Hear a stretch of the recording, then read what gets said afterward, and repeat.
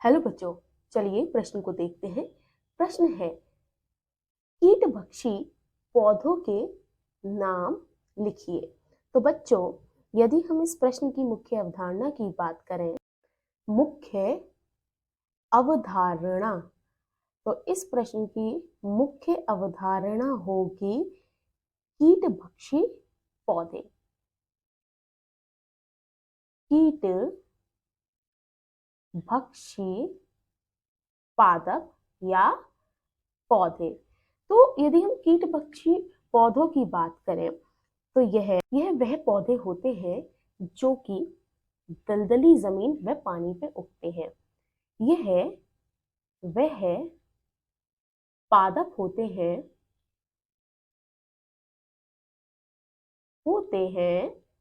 जो कि दलदली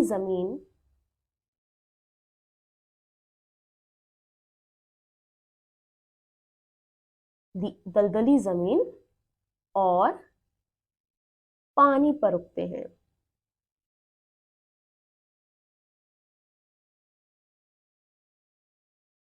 ठीक है बच्चों, और इसी कारणवश क्योंकि ये पानी पर उगते हैं या दलदली जमीन पर उगते हैं, इन्हें पर्याप्त नाइट्रोजन नहीं मिल पाता है।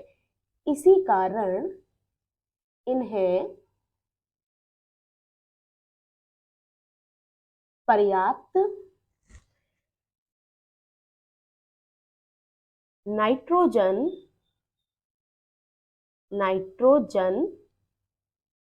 व अन्य पोषक पदार्थ व अन्य पोषक तत्व नहीं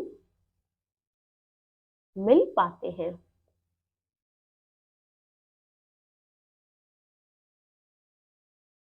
ठीक है बच्चों, अच्छा, यदि इनको नाइट्रोजन अथवा अन्य कोई जो पोषक तत्व है वह नहीं मिल पाता है तो उसका सीधा असर क्या होगा? सीधा असर यह होगा कि उनकी वृद्धि पर फर्क पड़ेगा।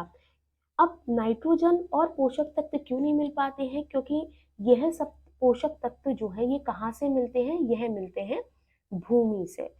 चूंकि ये भूमि पर नहीं उत्पन्न होते, ये कहाँ उत्पन्न होते हैं? दलदली जमीन और पानी पर, जिसके कारण नाइट्रोजन और अन्य पोषक तत्वों की कमी हो जाती है।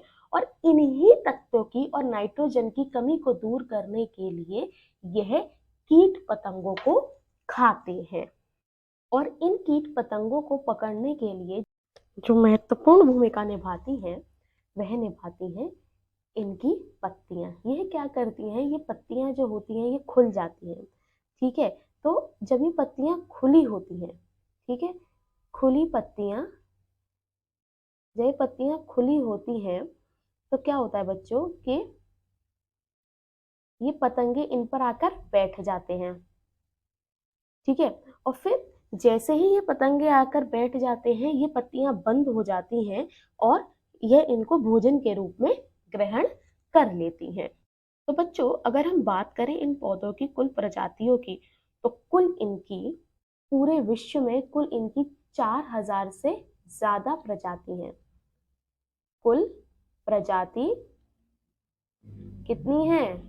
कुल प्रजाति है 4000। ठीक है, यदि भारत में बात करें, भारत यानी कि हमारा देश, भारत में पाई जाने वाली प्रजाति वह कितनी है? लगभग 30। भारत में पाई जाने वाली प्रजातियां कितनी हैं? 30, लगभग 30 के लगभग हैं। ठीक है, तो यदि हम बात करें, जैसे प्रश्न में पूछा गया है, प्रश्न में क्या पूछा गया है? प्रश्न में पूछा गया है कीटभक्षी पौधों के नाम लिखिए। तो यदि हम इनके नामों की बात करते हैं, यानी कि हम बात करेंगे कीटभक्षी पौधों के उदाहरण की, तो इसके कई उदाहरण हैं। ठीक है, तो सबसे पहले अगर हम बात करें तो वो है पिचर प्लांट।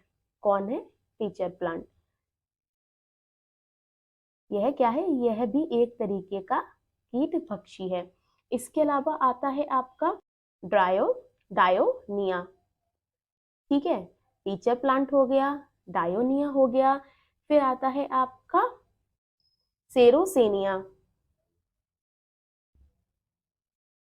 सेरोसेनिया।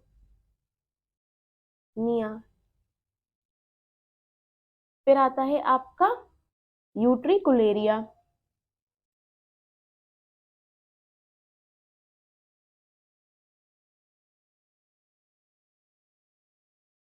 तो ये है 4 कीटभक्षी पौधे।